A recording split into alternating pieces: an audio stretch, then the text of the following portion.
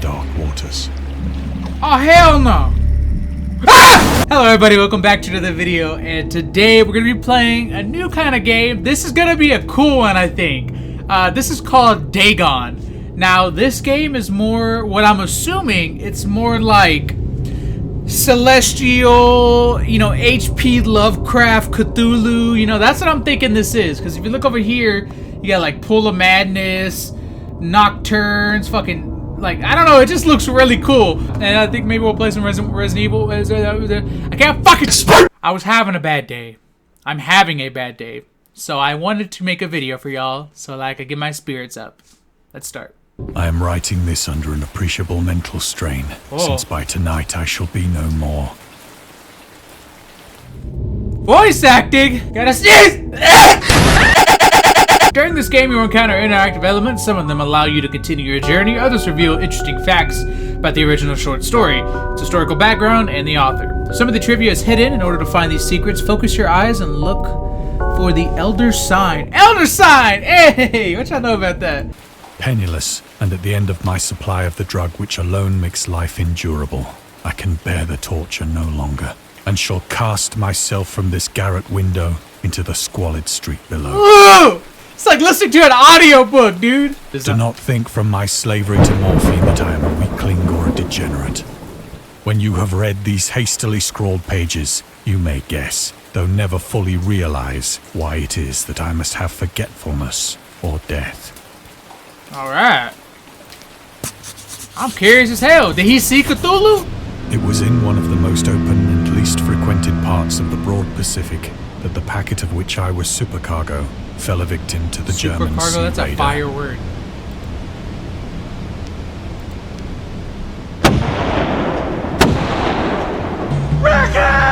The Great War was then at its very beginning, and the ocean forces of the Hun had not completely sunk to their later degradation. So that our vessel was made a legitimate prize, whilst we of her crew were treated with all the fairness and consideration due us as naval prisoners. Oh shit, y'all were caught. They caught y'all's asses. We're just gonna learn some real facts. In this video, this is gonna be educational. So liberal, indeed, was the discipline of our captors, that 5 days after we were taken, I managed to escape alone in a small boat with water and provisions for a good length of time. Alright. I don't know how. When I finally found myself adrift and free, I had but little idea of my surroundings. Oh, hell no! I hate the sea! I got bad. I swear to God, I got terrible thalassophobia. That's kind of why I wanted to play this game, because I was like, it might be really freaky. Never a competent navigator, I could only guess vaguely by the sun and stars that I was somewhat south of the equator. Of the longitude, I knew nothing, and no island or coastline was in sight. Yeah, you're fucked, dog. Good luck. You got a bag of food. Better learn how to fish. Oh, the moon. The weather kept fair, and for uncounted days I drifted aimlessly beneath the scorching sun, waiting either for some passing ship or to be cast on the shores of some habitable land.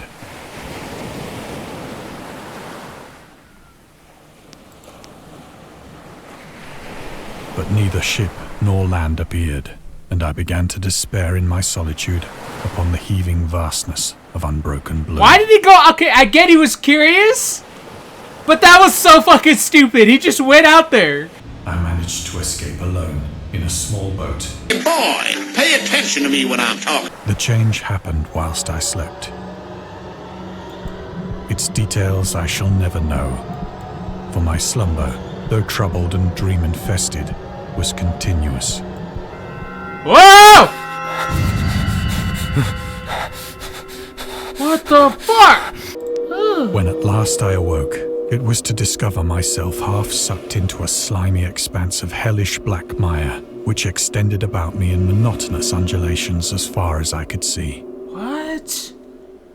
Bro, what the am I like in the upside down? Like, and in which my boat lay grounded some distance away. is that it? Oh, that's it. Though one might well imagine that my first sensation would be of wonder at so prodigious and unexpected a transformation of scenery, I was in reality more horrified than astonished. Yeah, no shit. For there was in the air, and in the rotting soil, a sinister quality which chilled me to the very core. The region was putrid with the carcasses of decaying fish, and of other, less describable things which I saw protruding from the nasty mud of the unending plain.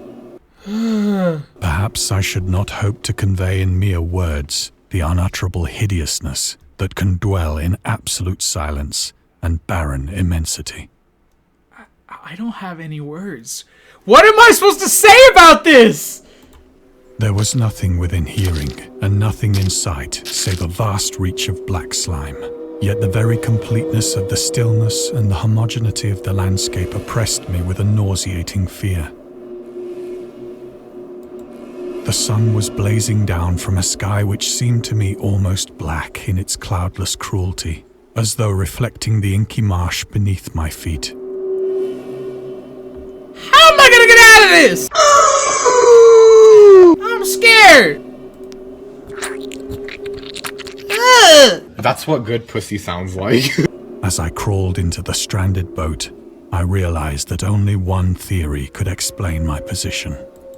Through some unprecedented volcanic upheaval, a portion of the ocean floor must have been thrown to the surface, exposing regions for which innumerable millions of years had lain hidden under unfathomable watery depths. So yeah, like the ocean flipped on its ass or something. So great was the extent of the new land which had risen beneath me that I could not detect the faintest noise of the surging ocean, straining my ears as I might. Nor were there any seafowl to prey upon the dead things. Bro. A big ass fish. As the day progressed, the ground lost some of its stickiness and seemed likely to dry sufficiently for traveling purposes in a short time. But did he hit the Bermuda Triangle? That's what I'm like. That night I slept but little, and the next day I made for myself a pack containing food and water, preparatory to an overland journey in search of the Thank vanished God that was sea still there, man. and possible rescue. Man, if that wasn't there, dude, they're still alive. On the third morning, I found the soil dry enough to walk upon with ease. Nice. The odor of the fish was maddening, but I was too much concerned with graver things to mind so slight an evil, and set out boldly for an unknown goal. That's all you really can do is just keep walking and see where the hell you end up. All day I forged steadily westward, guided by a faraway hummock which rose higher than any other elevation on the rolling What desert. the fuck is that? Bro, you see that? Bro, honestly, you start fucking breaking that off, take yourself one of them knives. Who knows what's out here? That night, I encamped, and on the following day still travelled toward the hummock, though that object seemed scarcely nearer than when I had first espied it. Bro, I fully believe that there are some tentacle monsters. There's some shit down there in the deep, deep ocean we can't get to that ain't meant to be seen by human eyes, and I fully believe that. By the fourth evening, I attained the base of the mound, which turned out to be much higher than it had appeared from a distance. An intervening valley setting it out in sharper relief from the general surface. Too weary to ascend, I slept in the shadow of the hill. I'd be too scared to I know sleep. not why my dreams were so wild that night, but ere the waning and fantastically gibbous moon had risen far above the eastern plain, I was awake in a cold perspiration, determined to sleep no more. Yeah, fuck that. You gotta try to get out of here. Such visions as I had experienced were too much for me to endure again. And in the glow of the moon, I saw how unwise I had been to travel by day. I mean, to be fair, who was to know that Cthulhu was gonna take me for a drug trip? I don't know. Without the glare of the parching sun, my journey would have cost me less energy. True. Indeed, I now felt quite able to perform the ascent which had deterred me at sunset. Picking up my pack, I started for the crest of the eminence. I have said that the unbroken monotony of the rolling plain was a source of vague horror to me. But I think my horror was greater when I gained the summit of the mound and looked down the other side into an immeasurable pit or canyon, whose black recesses the moon had not yet soared high enough to illumine. I felt myself on the edge of the world, peering over the rim into a fathomless chaos of eternal night. Bro. You just gotta jump. I'm sorry. If I'm in a world like this, I'm gonna assume that I'm not getting out alive. And you got me fucked up. I don't want to know what Cthulhu looks like. I don't know. Honestly, the pure curiosity of it might get me. And honestly, there's that overarching sense of survival that's innately built into us. That is like, you're gonna at least try to survive. Through my terror ran curious reminiscences of Paradise Lost, and of Satan's hideous climb through the unfashioned realms of darkness. As the moon climbed higher in the sky, I began to see that the slopes of the valley were not quite so perpendicular as I had imagined. Bro. Ledges and outcroppings of rock afforded fairly easy footholds for a descent, whilst after a drop of only a few hundred feet, the declivity became very gradual. What's down there? Urged on by an impulse which I cannot definitely analyze, I scrambled with difficulty down the rocks and stood on the gentler slope beneath, gazing into the Stygian deeps where no light had yet penetrated. All at once, my attention was captured by a vast and singular object on the opposite slope, which rose steeply about 100 yards ahead of me. An object that gleamed whitely in the newly bestowed rays of the ascending moon. We gonna go to it. I mean, gotta have myself a goal. If you don't got one of those, you're gonna go crazy. That it was merely a gigantic piece of stone, I soon assured myself. But I was conscious of a distinct impression that its contour and position were not altogether the work of nature. A closer scrutiny filled me with sensations I cannot express. For despite its enormous magnitude and its position in an abyss which had yawned at the bottom of the sea since the world was young, I perceived beyond a doubt that the strange object was a well-shaped monolith, whose massive bulk had known the workmanship and perhaps the worship of living and thinking creatures. That's creepy! That's fucking creepy.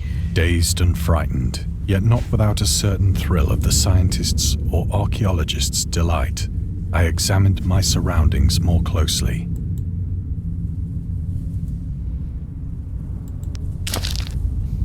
So what built this thing? Was it Cthulhu or one of those like... The moon, now near the zenith, shone weirdly and vividly above the towering steeps that hemmed in the chasm. Oh, there's water.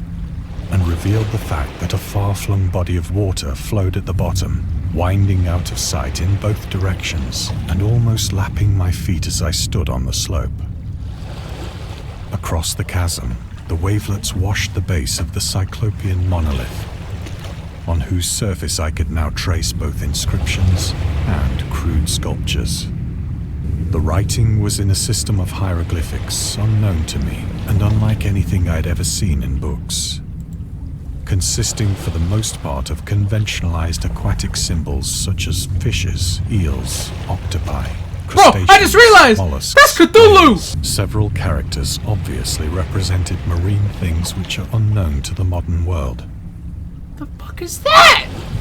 but whose decomposing forms I had observed on the ocean-risen plain. It was the pictorial carving, however, that did most to hold me spellbound. Plainly visible across the intervening water, on account of their enormous size, were an array of bas-reliefs whose subjects would have excited the envy of a Doré. I think that these things were supposed to depict men, at least a certain sort of men, though the creatures were shown disporting like fishes in the waters of some marine grotto.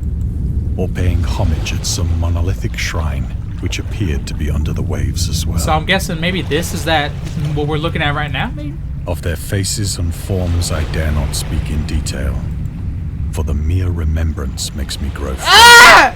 Good evening. What the fuck is that? Yeah! grotesque beyond the imagination of a Poe or a Bulwer.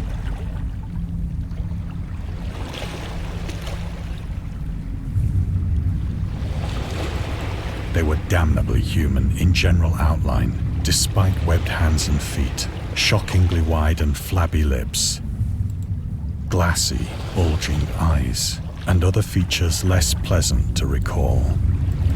Curiously enough, they seem to have been chiseled badly out of proportion with their scenic background, for one of the creatures was shown in the act of killing a whale, represented as but little larger than himself. That dude's the size of a fucking whale.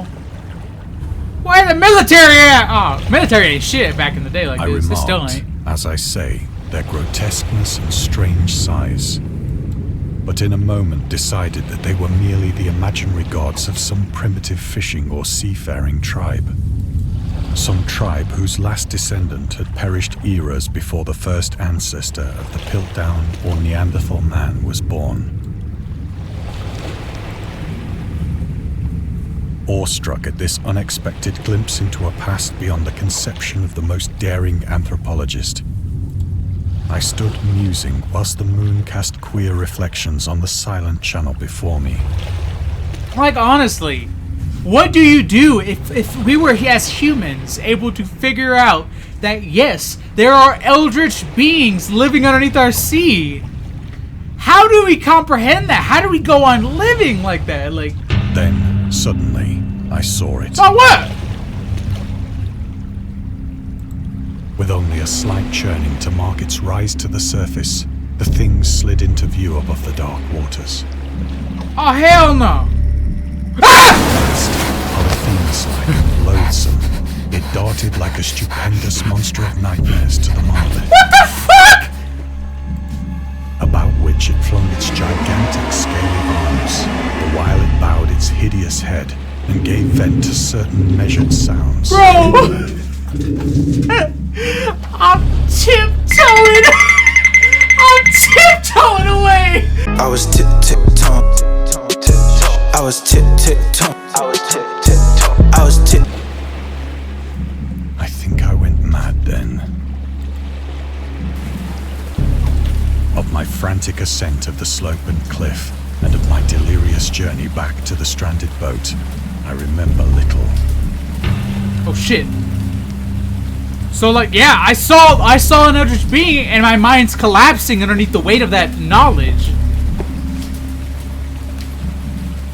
I believe I sang a great deal and laughed oddly when I was unable to sing. I have indistinct recollections of a great storm sometime after I reached the boat. At any rate, I know that I heard pearls of thunder and other tones which nature utters only in her wildest Help! hours. Help!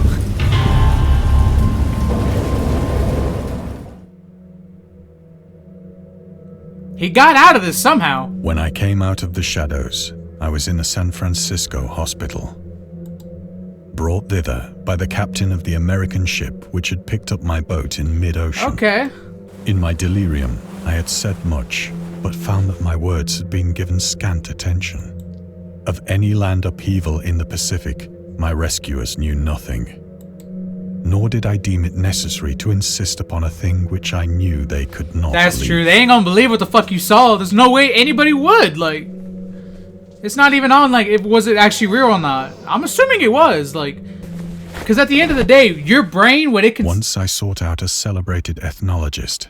The fuck is an ethnologist? But anyways, like, what your brain conceives, technically, that's reality. Nobody can tell you what reality is, because reality is only what you process it is.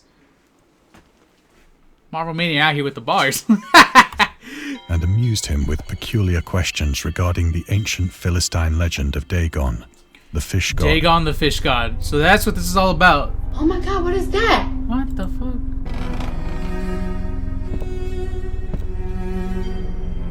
But soon perceiving that he was hopeless, The Necronomicon! I did not press my inquiry. Yo, he got the Necronomicon!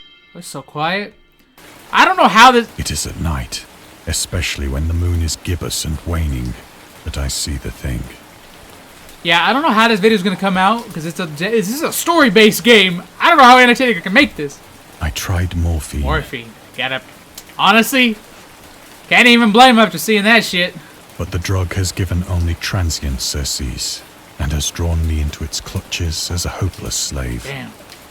So now, I am to end it all. No! Having written a full account for the information or the contemptuous amusement of my fellow men. No! Often, I ask myself if it could not all have been a pure phantasm. I don't know. It's hard to say, honestly. It's not like he wasn't on nothing, but... A mere freak of fever, as I lay sun-stricken and raving in the open boat, after my escape from the German man of war. Yeah, but it wasn't just... You experienced it, dog. You were there for 3 days, like... This I ask myself, but ever does there come before me a hideously vivid vision in reply. I cannot think of the deep sea without shuddering at the nameless things that may at this very moment be crawling and floundering on its slimy bed, worshipping their ancient stone idols and carving their own detestable likenesses on submarine obelisks of water-soaked granite. I dream of a day when they may rise above the billows to drag down into their reeking talons the remnants of puny, war-exhausted mankind. Of a day when the land shall sink and the dark ocean shall ascend amidst universal pandemonium. Oh shit! They're gonna take out the Lady Liberty! What the fuck? Yo! Aquaman, where you at? What you doing, Aquaman? The end is near. I hear a noise at the door, as of some immense slippery body lumbering against What the it. fuck? Oh, who there? Hello? It shall not find me. You sneeze! I'll sneeze on you! God, that hand! Oh, what the fuck? Is that Dagon? I'm sorry, sir! The window! The window! Jump! Let's get the fuck out of here! Oh! If you join mercy yourself in this little pool of cosmic horror, we'd appreciate if you took the time to write Dagon. Bro, I gotta check out these other ones. That was so cool. That was so freaking cool. Again, I'm not sure how that's gonna come out in video format because it's a story-based game. There's not much I can really do with that. But I hope y'all enjoyed that like I did. That was so fucking cool. Just to hear, damn, I missed a lot. My bad. Dude, that was so cool. Just hearing like the mythos and like, did he actually experience it or was that all just in his head? Personally, you know, I get it's just a game. Don't judge me. But I'm gonna say he did. Now, I don't think that there was something at that door at the end. I think that was more of his madness from seeing that drove him to kill himself because he was already in that dark state of mind, like he was going to end it. So then when he almost created this fantasy so that he would give himself a reason to end it, henceforth him jumping out the window and ending himself, unfortunately. But man, that's such an interesting topic to me. I have yet to read H.P. Lovecraft's books. I have yet to really go into that. But I do not want to stress how interesting and how cool it is to me of the actual mythos around it. And from what I've read and seen, I find it so fucking fascinating. I think it's cool. And honestly, I think we might have to end up checking out some of these other ones. I will look into it and we'll see. Hopefully y'all like this enough. If y'all do, please let me know in the comments. Because if y'all do like this, I can understand why y'all wouldn't. It's slower than usual. But if y'all did, please let me know. Because I would love to check out more of this. And I hope y'all do too. But anyways, I hope you enjoyed this video, guys. If you did, do consider hitting that like button. It's super appreciated. If you do like this content and want to see content like this, but also more of the content we make is a lot more fun, energetic, you know, jumping around, memes, you know, joking all the time. So if you enjoy that kind of content, I would say do consider hitting the subscribe button. like I said, I'm having a pretty shitty day today, so it would actually mean a lot if y'all would be as kind as to do such a thing. But again, it's never required. But anyways, I hope you enjoyed this video. I will be seeing y'all in the next video. So bye everybody. Have a wonderful day. And stay marvelous, you badass agents.